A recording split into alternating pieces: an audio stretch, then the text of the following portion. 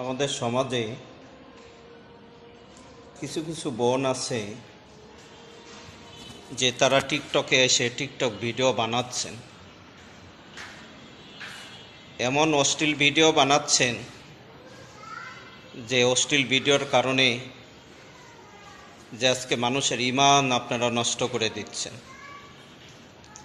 বোন, আপনি কি একদিন মরবেন না? আপনাকে কি মরতে হবে না?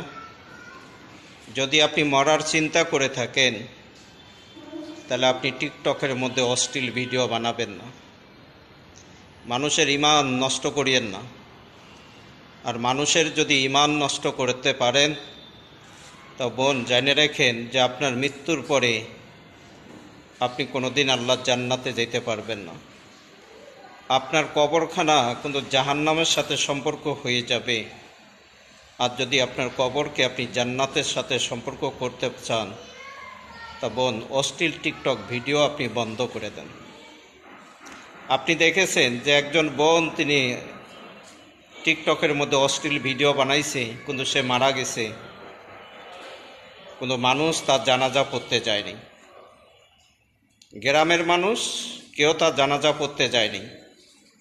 এই জন্য আমি আমার টিকটকার বোনদেরকে বলবো যে আপনারা অশ্লীল ভিডিও বানাইয়েন না, মানুষের ঈমান নষ্ট করিয়েন না। ভিডিও বানাইলে আপনি ভালো ভিডিও বানান, ইসলামিক ভিডিও বানান। যে ইসলামিক ভিডিও বানাইলে ইসলামের একটা প্রচার হবে, ইসলামের একটা জাগ্রহ হবে।